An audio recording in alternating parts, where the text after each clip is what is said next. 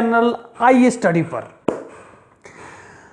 जैसा कि ज्ञात हो कि तमाम लोक सेवा आयोग की परीक्षाओं का दौर चल रहा है। बिहार जैसे राज्यों में मुख्य परीक्षा संभावित हैं, जबकि अन्य राज्यों साथ साथ यूपीएससी की परीक्षाओं का भी दौर शुरू हो चुका है। ऐसे में समकालिक समय में देखा जा रहा है कि रीजनल ऑर्गेनाइजेशंस, क्षेत्रीय संगठनों की भूमिका एक महत्वपूर्ण भूमिका का निर्वहन कर रहे हैं, जैसे कि European union, Dakshes, ASEAN, APEC, SCO जैसे तमाम ऐसे संगठन हैं जो बदलते विश्व व्यवस्था में, खासकर शीत युद्धोत्तर काल में एक महत्वपूर्ण रूप से निर्णायक शक्ति के रूप में उभर कर सामने आए हैं। उसी सिलसिले में आज हम जिक्र करेंगे आसियान का, ASEAN, association of south east Asian Nations. इसकी स्थापना 8 अगस्त 1967 को हुई थी।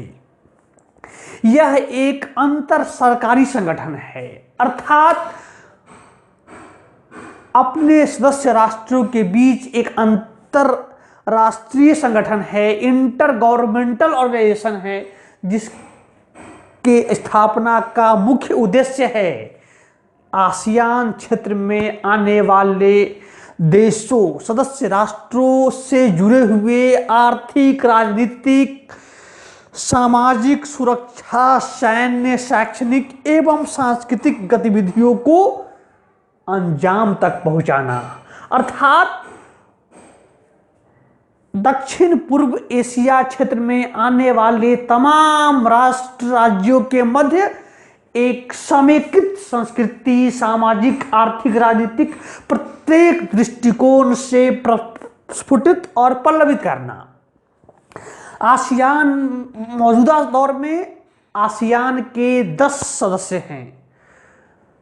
थाईलैंड, इंडोनेशिया, मलेशिया, फिलीपींस एवं सिंगापुर इसके संस्थापक सदस्य हैं, जबकि 5 अन्य देश लाओस, म्यांमार, वियतनाम, ब्रुनेई एवं कंबोडिया को बाद में शामिल किया गया था। अर्थात वर्तमान में आसियान क्षेत्रीय संगठन के अंतर्गत कुल देशों की संख्या 10 है।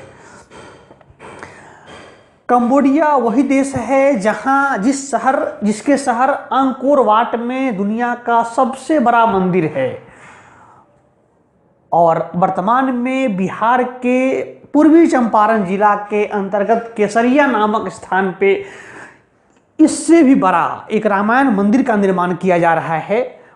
तो संभव है कि अंकोर वाट का जो रिकॉर्ड है वह पीछे चला जाए।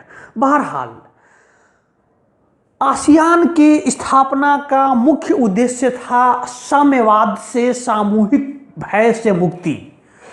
ज्ञात हो कि विश्व युद्ध की समाप्ति के बाद, द्वितीय विश्व युद्ध की समाप्ति के बाद 45 से लेकर 90 तक 45 वर्षों की इस अवधि में विश्व में पूंजीवाद बनाम साम्यवाद की एक लड़ाई चली। एक ऐसी लड़ाई जो कभी भी अस्त्र शस्त्र और हथियारों से नहीं लड़ा गया, अपितु वह एक विचार की लड़ाई थी, अपने आप को प्राधान्य साबित करने की लड़ाई थी। तो इसी मद्देनजर आसियान देशों ने साम्यवाद से मुक्ति, सामूहिक भय से मुक्ति पाने के लिए एक संगठन की कल्पना की, और इसका मुख्य मोटो है, आसियान का जो मोटो है वह है motto one vision, one identity, one vision, one identity, one community. एक दृष्टि, एक पहचान, एक समुदाय। जबकि आसियान का अपना एक एंथम भी है, उनका अपना एक क्षेत्रीय गाना भी है जिसका नाम है एंथम। और इसका नाम है the ASEAN way. The ASEAN way. ASEAN के महासचिव के पद पे वर्तमान में लीम जोशी होई। लीम जोशी होई कार्यरत है। ज्ञात हो कि आसियान की जो कार्य पद्धति की जो भाषा है वह अंग्रेजी है, जबकि सहभाषा के रूप में आसियान के सभी 10 सदस्य राष्ट्रों की भाषा को रखा गया है। 10 सदस्य राष्ट्रों के अलावा आसियान ने 2 राष्ट्रों को पर्यवेक्षक राष्ट्र का दर्जा प्रदान किया है, और वह है, उनमें से पहला है Papua New Guinea. Papua New Guinea और दूसरा है तिमोर। ज्ञात हो कि यूनाइटेड नेशंस ऑर्गेनाइजेशंस के भी 2 पर्यवेक्षक राष्ट्र हैं। 193 पूर्ण राष्ट्र हैं, जबकि 2 पर्यवेक्षक राष्ट्र हैं, और ये 2 राष्ट्र हैं, उनमें से पहला है होली सिटी वेटिकन सिटी, जो दुनिया का सबसे छोटा देश है, और दूसरा है फिलिस्तीन, जिसका इजराइल के साथ विवाद रहा है। आसियान ने बढ़ते समय के साथ साथ अपनी संरचना में परिवर्तन किया है, और उसी आलोक में वर्ष 1992 में 1992 में आसियान ने स्वयं को FTA फ्री ट्रेड एग्रीमेंट मुक्त व्यापार समझौते का साझेदार बनाया, जिसका उद्देश्य था, विदित हो कि 20 सितंबर 1990 को रूस के तत्कालीन राष्ट्रपति, USSR के तत्कालीन राष्ट्रपति मिखाइल गोर्बाचोव द्वारा ग्लासनोस्त और पेरेस्ट्रोइका नीति जारी किए जाने के बाद दुनिया में यान बेल द्वारा कहा गया कि this is the end of the ideology, यह विचारधारा का अंत है, जबकि फ्रांसिस फुकुयामा ने अपनी कालजयी रचना end of the ideology and last man, end of the history and last man में यह दर्शन दिया है कि अब दुनिया में विचारधारा की लड़ाई खत्म हो चुकी है, और इसी के प्रति उत्तर में, इसी के परिणाम स्वरूप दुनिया में भूमंडलीकरण की अवधारणा का जन्म हुआ, जो कि वर्तमान राष्ट्र राज्य में, वर्तमान अंतर्राष्ट्रीय फलक पर एकमात्र इश्यू के रूप में उभर कर सामने आया है। तो साम्यवाद के विरोध के रूप में शुरू हुआ आंदोलन वर्ष 1992 आते आते अपने को फ्री ट्रेड एग्रीमेंट का हिस्सा बनाता है।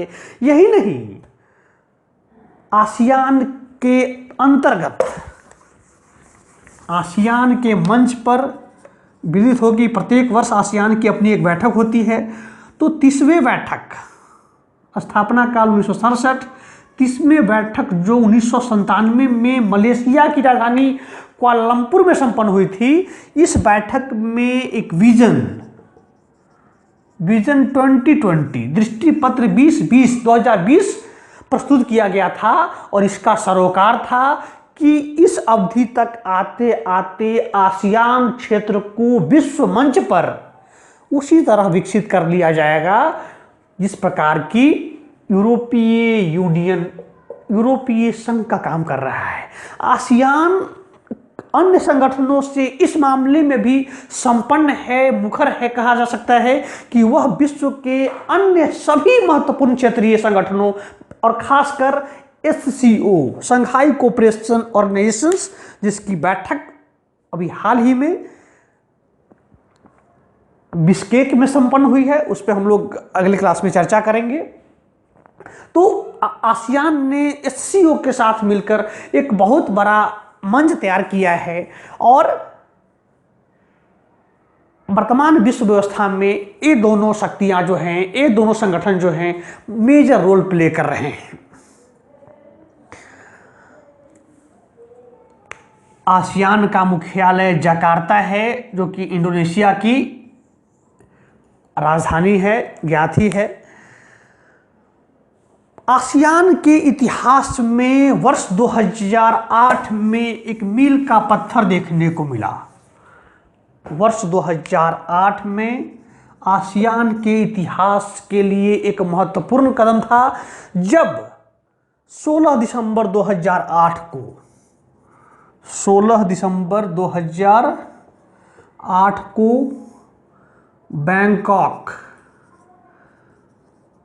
बैंकॉक घोषणा पत्र, बैंकॉक डिक्लेरेशन जारी किया गया। बैंकॉक, ज्ञात हो कि बैंकॉक डिक्लेरेशन के द्वारा 8 अगस्त 1967 को आसियान की स्थापना हुई थी, जबकि 16 दिसंबर 2018 को द आसियान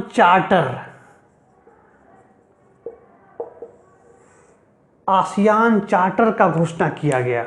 आसियान चार्टर बनाने का मंतव्य था कि इस क्षेत्र में निवास करने वाले लगभग 65 मिलियन की आबादी, अर्थात 6.5 करोड़ की आबादी के लोगों को न सिर्फ आर्थिक रूप से संपन्न करना, अपितु उनके अंतर एक सामान्य, जैसा कि उसका मोटो है, one vision, one identity, one community से सरोकार करना।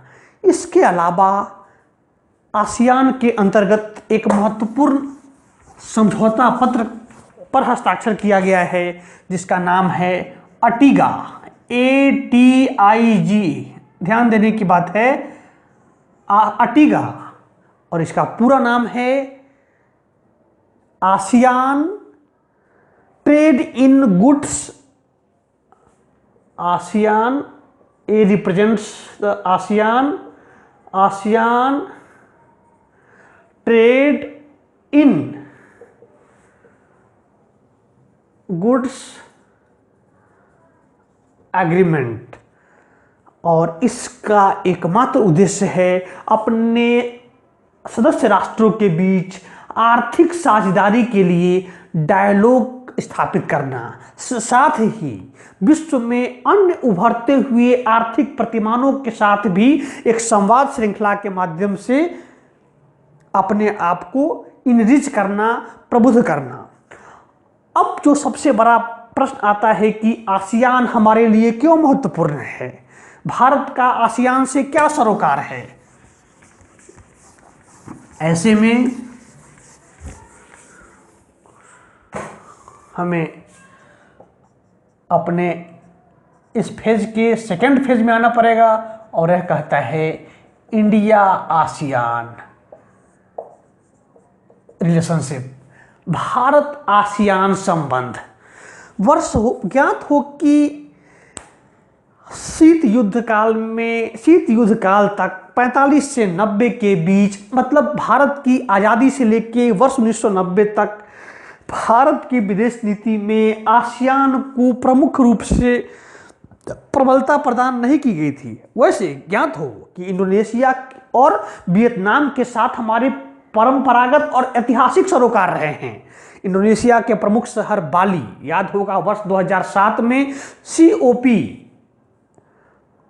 कॉन्फ्रेंस ऑफ पार्टीज, जो कि UNEP के मद्देनजर, यूनाइटेड नेशंस एनवायरनमेंट प्रोग्राम के तहत जो प्रत्येक वर्ष सालाना बैठक जो होती है पर्यावरण की रक्षा के लिए, उसके तहत COP की बैठक बाली में हुई थी वर्ष 2007 में। और उसी दौरान बाली रोड मैप पर चर्चा हुई थी। कहा तो यह जाता है कि बाली द्वीप जो है उसका नाम इसीलिए पड़ा कि भारत में त्रेता युग में रामायण के एक चरित्र बाली, जो सुग्रीव बाली भाई थे, बाली के नाम पे इस द्वीप का नाम बाली पड़ा है। वहीं दूसरी तरफ वियतनाम के साथ भी हमारे महत्वपूर्ण संबंध रहे हैं।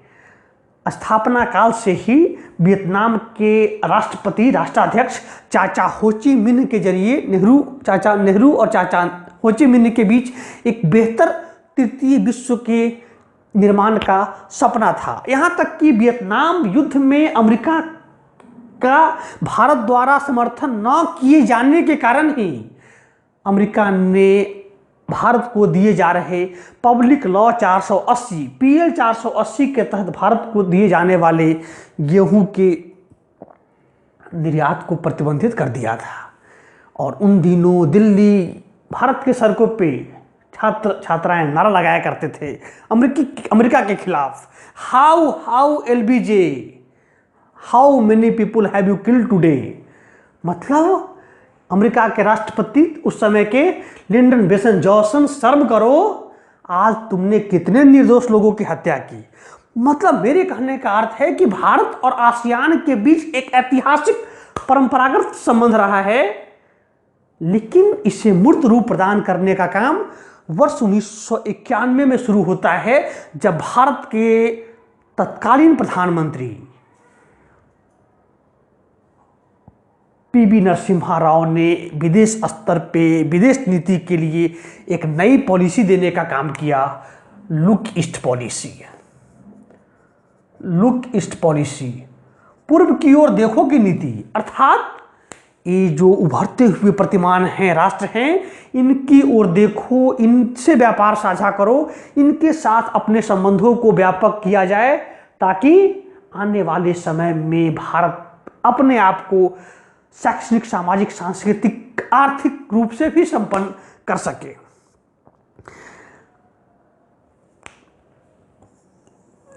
इस दिशा में अगला कदम देखने को मिला वर्ष 2014 में, जब भारत सरकार, नरेंद्र मोदी की नेतृत्व वाली भारत सरकार ने लुक ईस्ट पॉलिसी को एक कदम आगे बढ़ाते हुए लुक एक्ट पॉलिसी तक पहुंचाने का काम किया। अर्थात न सिर्फ पूरब की ओर देखने की जरूरत है, बल्कि पूरब के साथ व्यवहारिक रूप से कार्य करने की जरूरत है। और लुक एक्ट पॉलिसी का ही नतीजा था कि 26 जनवरी 2018 को भारत और आसियान के इतिहास में एक मील का पत्थर स्थापित होने का काम किया गया, जब भारत के इतिहास में पहली बार, ज्ञात हो कि 26 जनवरी को जब हम अपना गणतंत्र दिवस मनाते हैं, उस समय एक देश विशेष के राष्ट्राध्यक्ष को विशेष मेहमान के तौर पे आमंत्रित किया जाता है। और पहली बार वर्ष 2018 में 26 जनवरी 2018 को आसियान के सभी 10 राष्ट्राध्यक्षों को एक साथ विशेष मेहमान के रूप में आमंत्रित किया गया। इस प्रकार भारत और आसियान के बीच के मजबूती को समझा जा सकता है कि कागज पे और इतिहास पे परंपरागत रूप से चली आ रही दोस्ती, जो कि सर के बल खड़ा हुआ करती थी किसी ज़माने में, अब वह न सिर्फ पैरों पे स्थापित है, बल्कि रेस जीतने के करीब है। आसियान के संदर्भ में जब कभी भी चर्चा होती है तो हमें एक और चीज़ का अध्ययन करना पड़ेगा, और वह है दक्षिण चीन सागर विवाद। अब आप लोगों के जहन में आ रहा होगा कि कहाँ आसियान और कहाँ दक्षिण सागर विवाद, इसका सरोकार तो चाइना से होना चाहिए, लेकिन नहीं। यह एक अत्यंत ही महत्वपूर्ण, एक अत्यंत ही जीवंत और एक अत्यंत ही समसामयिक और प्रासंगिक शीर्षक है, जो कि सिविल सेवा के अभ्यर्थियों को एक पूरा का पूरा प्रश्न का उत्तर देने के लिए प्रेरित कर सकता है। दक्षिण चीन सागर विवाद समकालिक समय का यह विश्व मानचित्र पे एक बहुत बड़ा विवाद है। और यह विवाद है क्या? ज्ञात हो कि एशिया प्रशांत का क्षेत्र वर्तमान समय में विश्व व्यापार के लिए सबसे ज़्यादा मुफीद है। इस क्षेत्र में व्यापार होने की सबसे ज़्यादा संभावना है।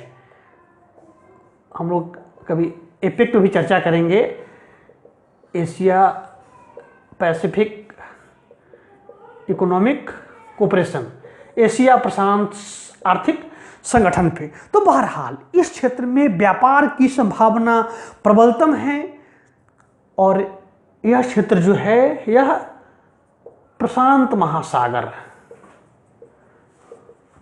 महासागर के दायरे में आता है, जो दुनिया का सबसे, और इस क्षेत्र में गैस तेल के व्यापक भंडार होने की संभावना है। और यही कारण है, और दक्षिण चीन सागर जिसे हम कहते हैं, यह दरअसल द्वीपों की एक श्रृंखला है। द्वीपों की एक श्रृंखला है जहां अनेकों द्वीप हैं, लेकिन लोग नहीं रहते हैं, मानव बस्ती वहां नहीं रहती है। सिर्फ समुद्र वहाँ हैं, कोई मानव बस्ती नहीं है। और प्रश्न है कि विवाद किनके बीच है, तो विवाद जो है, विवाद का जो मुख्य जड़ है वह है चीन और आसियान। लेकिन इसका मतलब यह नहीं है कि विवाद सिर्फ चीन और आसियान के बीच है, विवाद आसियान के देशों के बीच भी है। आसियान के जो 10 सदस्य राष्ट्र है उनके बीच भी विवाद है। द्वीपों की इस श्रृंखला में 2 द्वीप सबसे महत्वपूर्ण हैं, प्रश्न भी आ चुके हैं, संभावित भी हैं। उनमें से एक द्वीप का नाम है स्प्रेटले और दूसरे का पार्सल। स्प्रेटले और पार्सेल, ये दक्षिण चीन सागर विवाद के मध्य आने वाले द्वीपों में सबसे बड़े द्वीप है। वर्तमान में चाइना का कहना है कि इस क्षेत्र पे उसका नियंत्रण होना चाहिए, क्योंकि कुल द्वीपों में से 80% से अधिक द्वीप पर चीन का नियंत्रण है। और यहाँ हमें एक और तथ्य से अवगत हो जाना चाहिए, वह है संयुक्त राष्ट्र समुद्री विधि, यूनाइटेड नेशंस संयुक्त राष्ट्र समुद्री विधि। बहुत अत्यंत ही महत्वपूर्ण शीर्षक है। संयुक्त राष्ट्र समुद्री विधि, जिस तकनीकी रूप से कहा जाता है UNCOLOS,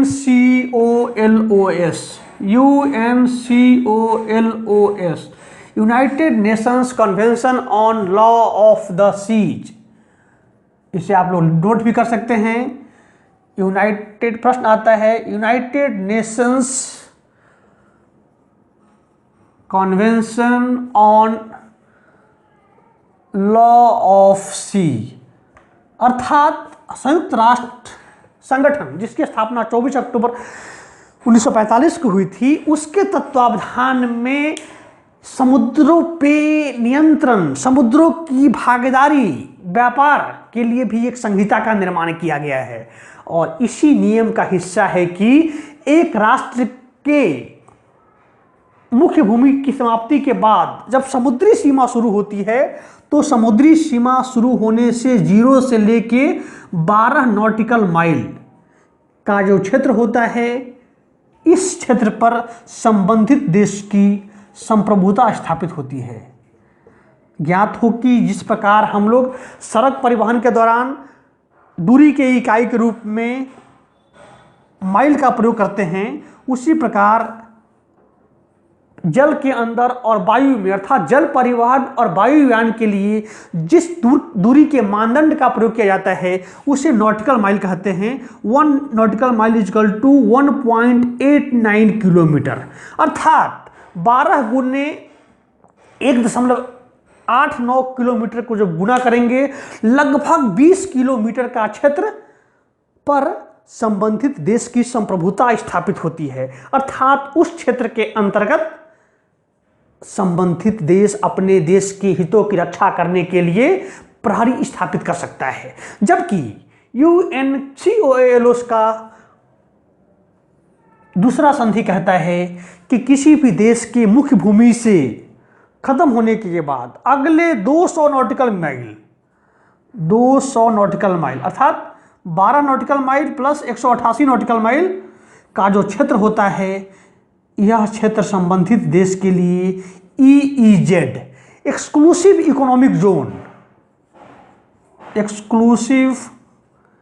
इकोनॉमिक जोन, अनन्य आर्थिक क्षेत्र के नाम से जाना जाता है। इस क्षेत्र पे वह देश, संबंधित देश व्यापार कर सकता है, अपने लिए धन अर्जन कर सकता है। अब असल जो चाइना दक्षिण चीन सागर विवाद है वह इसी को लेकर है। चाइना विश्व में अपनी बढ़ती शक्ति के मद्देनजर यह प्रमाणित करना चाहता है कि वह अपने एक्सक्लूसिव इकोनॉमिक जोन को बढ़ाकर दक्षिण चीन सागर में संभावित आर्थिक वृद्धि का सर्वाधिक दोहन करे, जो कि किसी भी दृष्टिकोण से न तो मानवीय पहलू के हिसाब से और न ही अंतर्राष्ट्रीय समुद्री कानून के लिहाज से उचित हो सकते हैं, समुचित हो सकते हैं। इस प्रकार हमने उन तमाम मुद्दों पे, फैक्ट्स पे, अवधारणाओं पे चर्चा करने का काम किया है जो भारत आसियान या आसियान एक क्षेत्रीय संगठन के रूप में प्रश्न आता है। ये प्रश्न परीक्षा के तीनों चरण, प्रारंभिक चरण, मुख्य चरण और साक्षात्कार व्यक्तित्व परीक्षण के दौरान पूछे जाते हैं। अगले क्लास में हम चर्चा करेंगे एससीओ के साथ, संघाई कोऑपरेशन ऑर्गेनाइजेशन। चूंकि चाइना भी उसका सदस्य है और आसियान का जो पूरा इलाका है, चाइना भारत के मिलने के बाद एक ग्लोबल जेंट की भूमिका में आ जाता है। इस प्रकार आसियान का अध्ययन हम एससीओ की